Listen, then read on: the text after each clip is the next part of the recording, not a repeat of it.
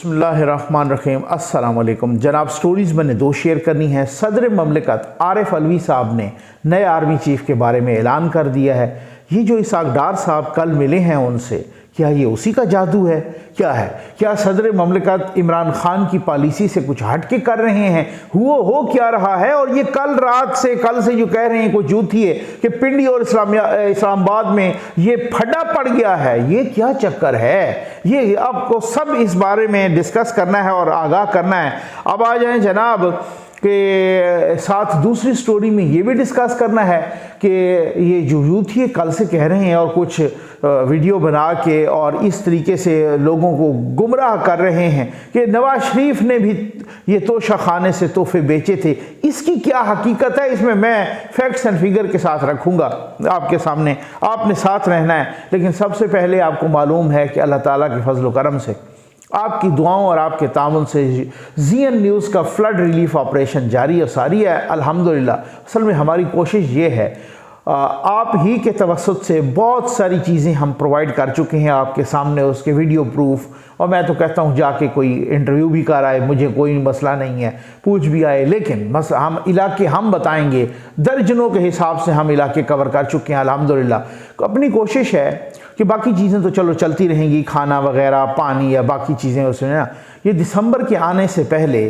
जो गर्म कपड़े हैं ना, जो बिस्तर हैं, गर्म कपड़े हैं, जो जर्सियां हैं, जो शालें हैं, जो ख़वातीन के कपड़े हैं, गर्म शालें, ये उन इलाकों में, क्योंकि उनके अपने घर नहीं है अक्सर के, तो हम ये चीज़ें ना प्रोजेक्ट कंप्लीट कर लें। और हम ये कह रहे हैं कि भाई जो है ना, मतलब ये सारी चीज़ें कंप्लीट हो जाएं, फिर उसके बाद जो है ना वो चलती रहेंगी। और इंशाअल्लाह मुझे उम्मीद नहीं, मुझे यकीन है कि ये अल्लाह के करम और आपके तामुन से होगा। ये नंबर डिस्प्ले हो रहा है जनाब, राब्ता कीजिए। आ जाए जनाब, ये सदर ममलिकत साहब ने क्या कह दिया? आरिफ अलवी साहब ने कह दिया है कि मैं नए आर्मी चीफ से मुतल्लिक किसी किस्म की रुकावट नहीं डालूंगा।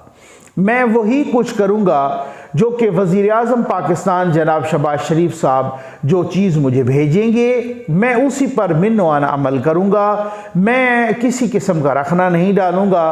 रियासत के कामों में मैं रुकावट डाल ही नहीं सकता, रियासत के कामों में मैं रुकावट नहीं डाल सकता। और साथ ही उन्होंने एक और बात की, उन्होंने कहा रियासत के कामों में मैंने कभी रखना डाला ही नहीं है। अब ये चीज़ मुझे हजम नहीं हो रही, आपको भी हजम नहीं हो रही। ये भी कल की बात है, वज़ीर आज़म ने हल्फ लेना था, आपने इनकार कर दिया। फिर उसकी कबीना ने हल्फ लेना था, फिर आपने इनकार कर दिया। वो तो आखिर पे कोई 4-5 वो वज़रा वो जो उसके बाद आए थे, उनका हल्फ आपने लिया था।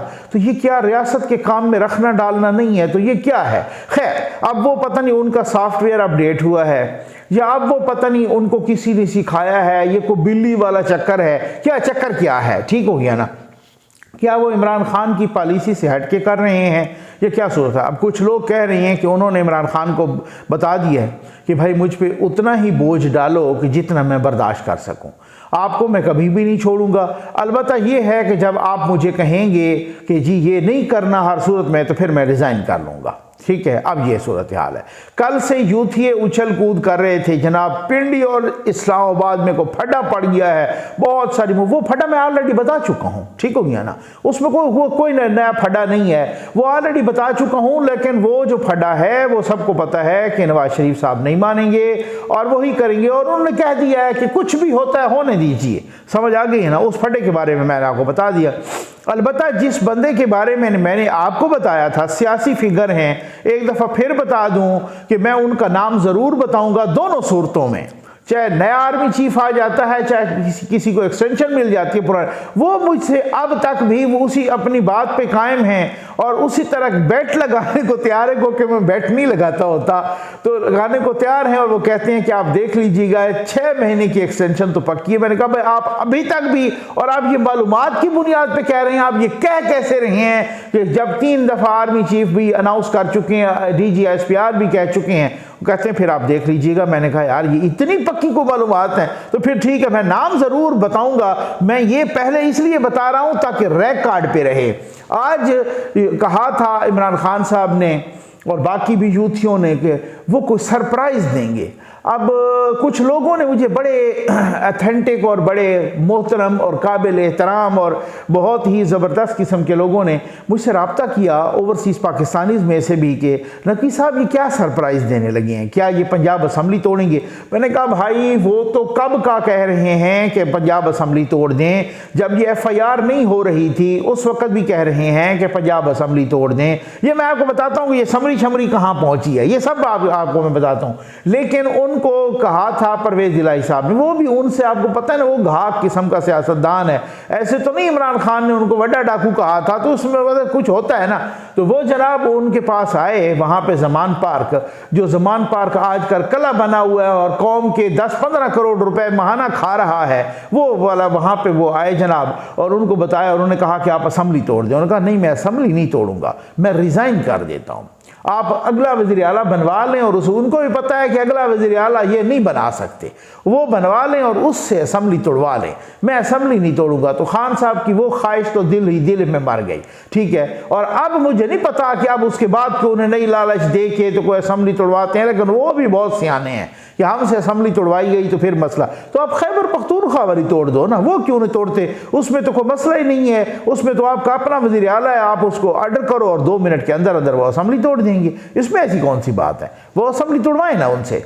और वो भी वैसे भी जो है ना आपको पता है कि वो स्पीकर गवर्नर ने अभी तक गालिबन वो हल्फ ही नहीं लिया और वो बने ही नहीं हैं, और उनके वो जो स्पीकर हैं वो कायम मकाम गवर्नर हैं, तो वो तो 2 सेकंड लगेंगे इधर से वज़ीर आला कहें कि वो भेजें उसकी समरी उसकी असम्बली को तहलील करने की, उधर से गवर्नर ने 2 मिनट में कबूल कर लेनी और वो असम्बली। और इसी तरीके से पंजाब में भी कहें कि उसे रिज़ाइन करो, क्यों नहीं करवाते, या कम अज़ कम आप अनाउंस तो करवाएं ना, आप खुद सामने सबके अनाउंस तो करें कि जी हम असम्बली तोड़ना चाहते हैं और परवेज़ इलाही नहीं तोड़ना चाहता, ये तो करें ना, कम अज़ कम इतनी तो हिम्मत करें ना। तो वो फिर असम्बली आप दोनों तोड़ेंगे तो फिर इलेक्शन भी हो जाएंगे, लेकिन वो कभी नहीं तोड़ेंगे। उनको पता है कि ये खैर से हेलीकॉप्टर के झूले और ये सारी 10-10, 15-15 करोड़ की सिक्योरिटी और प्रोटोकॉल और ये जनाब कले वाली बातें और ये सारा कुछ, ये यहाँ पर मेरे नखरे और मुग़ल आज़म और शुग़ल आज़म, ये किधर से मैं करूँगा, उनको बड़ी अच्छी तरह से पता है। तो वो असल में कौन सा सरप्राइज़ देते हैं, ये पहले भी कहते रहे कि जनाब वो कौन सा सरप्राइज़। आपको मालूम है कि जब ये तहरीक अदम एतमाद आई थी, हर 4 घंटे बाद ये कहते थे खान साहब अगले 12 घंटे में ये सरप्राइज़ देने लगे हैं, याद है ना आपको।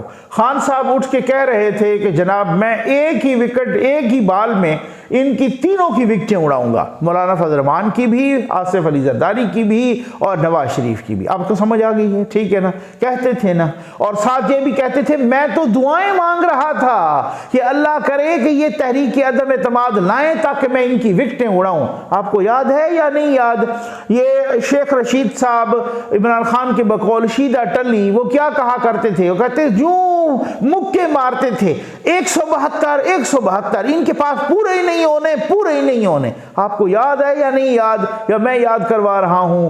2014 के धरने में इमरान खान ने कहा था मैं मर जाऊंगा यहां से इस्तीफे के बगैर नहीं उठूंगा। आपको याद है या नहीं, तुम्हें याद हो कि ना याद हो, हमें याद है वो जरा जरा।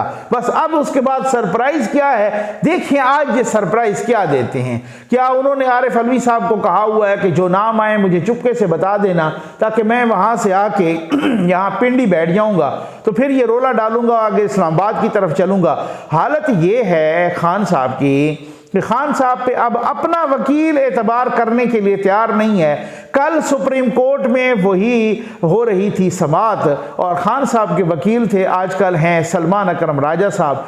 सुप्रीम कोर्ट ने उनसे कहा है, जनाब वजारत दाखिला के वकील ने, कि माई लॉर्ड इनसे आप जो है ना हमें श्योरिटी और गारंटी लेके दें कि मार्च पूरा मन रहेगा। तो वहाँ पर चीफ जस्टिस साहब ने कहा कि चलो हम इनसे पूछ लेते हैं, उनके वकील को कह देते हैं कि भाई आप हमें हिदायत लेके दें उनसे, और आप अपने मुवक्किल से हिदायत लें और हमें बताएं कि मार्च पूरा मन रहेगा। सलमान अकरम राजा ने कहा जी मैं उनका जिम्मा नहीं लेता, ठीक है ना ही मेरे पास उनकी कोई हिदायत हैं ना कुछ हैं। अब आप अंदाज़ सुप्रीम कोर्ट की भी माशाल्लाह हिम्मत देखें कि जो सारी एजेंसियों की रिपोर्ट आ गई कि इमरान खान ने तौहीन अदालत की है, उस वक़्त जब नवाज शरीफ के खिलाफ JIT बन रही थी तो बाबा ज़हमता यूं छलांग मार रहा था, मुझे हीरे चाहिए JIT के लिए। वो हीरों वाली JIT आई, उसमें कख भी नहीं निकला और उन्होंने बेटे से तनख्वाह न लेने के जुर्म में नवाज शरीफ को नाअहल कर दिया। अब सारे इदारे IB, ISI, MI, पुलिस, मतलब जो है ना चीफ कमिश्नर इस्लामाबाद इंतज़ामिया या जो भी है, सारों के ये रिपोर्ट आ गई है सुप्रीम कोर्ट में कि इमरान खान ने खुली खिलाफ वर्जी की है, तौहीन अदालत की है। वो फिर भी उनको चांस दे रहे हैं, फिर भी बड़ी जो है ना रिजिलियंस का मुजाहरा कर रहे हैं, फिर भी बड़े तहम्मुल का मुजाहरा कर रहे हैं, फिर भी बड़े पेशेंस दिखा रहे हैं सुप्रीम कोर्ट मेरी माशाअल्लाह, अल्लाह करे ऐसे हमेशा ही इसी तरह के पेशेंस दिखाते रहें। अब उसके बाद जनाब कल वकील ने, उन्होंने, इमरान खान ने कहा ना कि यहाँ पर मोबाइल काम नहीं कर रहा था, मैंने तो उसी बुनियाद पर कि जो मुझे बताया यूथियों ने, अब वो यूथियों पे डाल रहे हैं, जो मुझे यूथियों ने बताया तो मैंने भी ऐलान कर दिया कि सुप्रीम कोर्ट का आर्डर आ गया है, उन्होंने इजाजत दे दी है, अब आप ऐसा करें कि अब चलें सीधा सीधा डी चौक और आग लगा दें। ठीक, और इससे पहले फवाद चौधरी का भी वो एक इस तरह का साट आया था और इमरान खान के 2 आएंगे, डी चौक सीधा चलो। ठीक, अब कल वजारत दाखिला के एक वकील ने कहा कि जी ऐसा करते हैं कि हम फ़ोन का फॉरेंसिक करा लेते हैं, फ़ोन का डाटा निकलवा लेते हैं, क्या वहाँ सिग्नल थे या नहीं थे, क्या वो चल रहा था फ़ोन या नहीं चल रहा था। तो वो उसके बाद जनाब उनको कहा गया कि क्या पता फ़ोन किसी और जगह पे हो। मतलब सुप्रीम कोर्ट माशाअल्लाह उन्होंने पूरी सहूलत कारी करनी है कप्तान की मुबैना तौर पे। फिर उसके बाद जनाब कहा गया कि उसका पूरा वो CDR है क्या है वो निकलवा लेते हैं, उसमें फिर उसकी लोकेशन भी निकलवा लेते हैं, तो वो तो पता चल जाता है कि वो फ़ोन था कहाँ पे, किन के पास था, क्या सूरत हाल थी, कहाँ चल रहा था फ़ोन। बाकियों को भी निकलवा लेते हैं जो खान साहब के साथ कंटेनर पे थे, कंटेनर की लोकेशन भी आखिर आ जाएगी तो सारा पता नहीं चल जाएगा। लेकिन नहीं, सवाल ही पैदा नहीं होता, सुप्रीम कोर्ट कब करेगी, उनको पता है कि ये किया तो झूठ पकड़ा जाएगा। पहले ही हमने कहा था कि एजेंसियों से रिपोर्ट लें, एजेंसियों ने सबने कहा कि तौहीन अदालत की है, और फिर उसके बाद जो है ना, अब मसला ये है कि मैं माज़रत के साथ कहूँगा कि ये भी पहली दफ़ा हम देख रहे हैं कि कोई कहे किसी से कि जाओ तहकीक करो कि मुझे थप्पड़ पड़ा है या नहीं पड़ा। ठीक हो गया ना। अब बाद में कैमरे वाले, मीडिया वाले, एजेंसियों वाले, इंतज़ामिया वाले, पुलिस वाले वो रिपोर्ट आके दें कि जी वाकई थप्पड़ पड़ा है, मुझे कहें, मैं अदालत का नहीं कह रहा, वो मुझे कहें कि जी वाकई आपको थप्पड़ पड़ा है, कह के अच्छा मेरी गाल में दर्द तो नहीं हो रहा, ठीक है ना। तो फिर उसके बाद कहेंगे जी हमने खुद देखा है, कहते अच्छा शायद हो सकता है आपकी आंखों ने धोखा खाया हो, मैं कह दूं। फिर उसके बाद वो मुझे कैमरे का कि पूरा रिकॉर्ड दिखाएं और मुझे मूवी दिखाएं और मुझे वो वीडियो दिखाएं, और फिर उसके बाद तो फिर मैं कह दूं हो सकता है ये डॉक्टर भी हो, मुझे तो थप्पड़ नहीं पड़ा। अब गाल पे मेरी पे थप्पड़ पड़े और मैं कहूं कि जनाब एजेंसियों की रिपोर्ट और ये मुझे कमिश्नर की रिपोर्ट और इंतजामिया की और हो सकता है वहां पर जो है ना, मतलब ये माजरत के साथ मैं ये कहूंगा ये हमारी अदालतों का हाल रह गया है। आ जाए जनाब, उसके बाद जनाब अब आए, आप कहेंगे कि समरी किधर है। समरी बहुत सारे लोग कह, नजम सेठी साहब की चिड़िया भी कह रही है कि समरी तो पहुंच चुकी है अपना वज़ीर आज़म साहब के पास। अब उसके बाद जनाब क्या है कि इमरान खान साहब वो तो नहीं शामिल करने की, जब आरिफ अलवी के पास आए समरी तो वो ये कह दें, आज भी उन्होंने कह दिया कि सीनियर मोस्ट पे मुझे एतराज़ है कोई नहीं। वो जो जनरल वसीम अशरफ साहब थे वो हो गए रिटायर 18 तारीख को। अब सीनियर मोस्ट सारे कह रहे हैं, और सीनियर मोस्ट हैं जनाब कौन, वही आसिम मुनीर साहब। एक और बात भी, यूथियों ने 2-4 रोज पहले भी कोई झूठ फैलाया था और कहा था कि जी आर्मी के हलकों में जो रिटायर्ड हलके हैं उनमें एक व्हाट्सएप चल रहा है और उन व्हाट्सएप पे ये बताया जा रहा है कि जनरल आसिम मुनीर का तो रिटायरमेंट लेटर आ गया है। आपको समझ है, आपको पता है, याद है, ठीक हो गया ना। मैंने कहा था ना मैं बहुत काम की बातें। असल में मसला ये है कि जो रिटायर्ड आर्मी ऑफिशियल हैं वो असल में रिटायर्ड यूथ ही हैं, रिटायर्ड नहीं बल्कि रिटार्डेड यूथ ही हैं। जैसे नईम खालिद लोधी वो भी रिटार्डेड यूथिया है, जैसे जनरल अमजद शुएब वो भी रिटार्डेड यूथिया है। ये सारे के सारे ये रिटार्डेड यूथ ही हैं। तो ये चलवा करवा देते हैं। और अब जो ताज़ा तरीन इतलात हैं, एजाज सैयद साहब भी हमारे भाई कह रहे थे कि जनाब बाकी सोर्सेज से भी मैंने कंफर्म किया है, खुद कंसर्न सोर्सेज से, कि आसिम मुनीर साहब का तो कोई रिटायरमेंट लेटर नहीं निकला। और खुद वो रिटायर्ड यूथिया कह रहा था कि एक टीवी प्रोग्राम में कि जो इस तरह का लेटर निकलता है वो 1 महीने पहले निकलता है रिटायरमेंट का, उनको तो लेटर कोई रिटायरमेंट का नहीं दिया गया। इट मीन्स कि उनको आगे चलाया गया है, आगे गो अहेड दिया गया है। तो ये अब रिटायर्ड यूथ ये रोने लग गए हैं। खान साहब ने कहा कि चलो आप मुझे बताइएगा, जिस जनरल का नाम होगा मैं इधर से लॉबी शुरू कर दूँ। ठीक है जी, हमें भी यही कबूल है, हमने यही कहा था। ठीक हो गया ना, ये भी हो सकता है। इस तरह की भी कोई तो बिल्ली का चक्कर या फेर है ना, समझ आ गई। अब देखते हैं वो सरप्राइज क्या देती हैं। समरी कहते हैं पहुंच चुकी है, कुछ वजीर दिफा साहब कह रहे हैं कि जी मंडे को पहुंच जाएगी। अब मंडे भी कल है, अब देखते हैं। और साथ ही मंगल बुध तक, ये पीर मंगल तक या बुध तक इसका ऐलान आपके सामने आ जाएगा और नाम भी आएगा सामने और सारा कुछ, और सब पता चल जाएगा कि ये साथ मीटिंग्स क्या है। इस्लामाबाद में धड़ाधड़ मीटिंग्स हैं। मौलाना फजल रहमान, आसिफ अली जरदारी और शहबाज शरीफ साहब, कुछ लोग तो कह रहे हैं कोरोना के बावजूद भी वज़ीर आज़म साहब ने मीटिंग शुरू कर दी है। तो अब देखते हैं कि क्या होता है इससे, आपको हर लम्हा इंशाल्लाह बखबर रखेंगे। आ जाए जनाब, अब यूथ ही कह रहे थे कि ये जो तोशा खाना, इसके तो गिफ्ट तो नवाज शरीफ ने भी बेचे थे। अब मैं आपको एक बात बताता हूँ, देखें मैं बहुत ही तरतीब से बताऊँगा और साथ ये भी बताऊँगा कि नवाज शरीफ, बाकी रहनुमाओं और इमरान खान में फिर फ़र्क क्या है। समझ आ गया आपको? ठीक हो गया ना, क्या फ़र्क है, क्या मसला क्या है। क्या उन्होंने उसूल की, कानून की खिलाफ वर्जी की थी यही काम करके? क्या इमरान खान ने उसूल की, कानून की, रूल्स की खिलाफ वर्जी की है? ये भी साथ बताऊंगा। थोड़ा सा हौसला रखिएगा, ये ज़रा तरतीब सुन ले ज़रा, सुन ले। ठीक हो गया ना? दो फ़र्क हैं, दो फ़र्क बताऊंगा, सबको पता चल जाएगा। अभी बताता हूं। साबिक वज़ीर आज़म नवाज शरीफ को अपने पहले 2 अदवार में, यानी 2013 से 2018 की नहीं बात हो रही, अपने पहले 2 अदवार में 127 तहाइफ मिले थे तोशा खाने में। 75 तहाइफ वो अपने साथ ले गए थे। समझ आ गई? 75 तहाइफ। आ जाए जनाब, जनरल परवेज मुशर्रफ को अपने दौरे हुकूमत में दीगर ममालिक से 520 तहाइफ मिले थे। माशाअल्लाह 515 तहाइफ अपने पास ले गए। पता नहीं 5 क्यों तोशा खाने में छोड़ गए थे। खैर खान साहब ने उनका भी रिकॉर्ड तोड़ा है। खान साहब पूरा झाड़ू फेर के गए हैं। आगे चलें। शौकत अजीज तोशा खाने से 1126 तहाइफ मिले और वो सारे के सारे अपने साथ लंदन ले गए थे। ठीक है, बड़ी कीमती चीज़ें थी, जहाज़ में ले गए थे। उन्होंने सबका रिकॉर्ड तोड़ा। चौधरी शुजात हुसैन जो तकरीबन को 45 रोज़ तक ही, बमुश्किल 40 रोज़ तक ही रहे, इस मुख्तसर अरसे में उन्हें 9 तोहफे मिले, 9 के 9 साथ ले गए।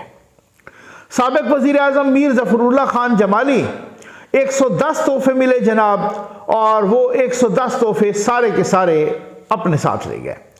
साबिक सदर रफ़ीक तारड़ साहब, इनको कुल 74 तोहफे मिले थे। ठीक हो गया ना, और 73 तोहफों को वो अपने साथ ले गए। ठीक। साबिक सदर फारूक लगारी, इनको 116 मिले थे, 114 तोहफे अपने साथ ले गए। पाकिस्तान के कायम मकाम सदर रहने वाले वसीम सज्जाद, ठीक है, उनको 4 तोहफे मिले, उन्होंने चारों के चारों तोहफे ले लिए। साबिक वज़ीर आज़म बेनज़ीर भुट्टो को अपनी वजारत उज़्मा के दिनों में के दोनों अदवार में 630 तोहफे मिले थे, 174 वो साथ ले गई थी। साबिक सदर गुलाम इसहाक खान को बैरून ममालिक से 99 तोहफे मिले, वो 88 तोहफे अपने साथ ले गए। पता नहीं एक क्यों छोड़ा। ज़िया दौर में वज़ीर आज़म रहने वाले मोहम्मद खान जुनेजो को वजारत उज़्मा के दौर में 305 तोहफे मिले, वो जनाब 304 को साथ ले गए, एक छोड़ गए।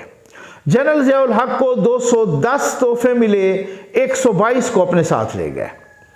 इसी तरह से 1980 की दहाई से लेकर, सुनिएगा ज़रा, 1980 की दहाई से लेकर साल 2013 तक इक़्तिदार में आने वाले वज़राए आज़म और सदूर ने कुल 3039 तोहफे अपनी वही मामूली कीमत जो अदा की जाती है वो कीमत अदा करके तोशाखाने से अपने घरों को ले गए। ठीक, फ़र्क क्या है?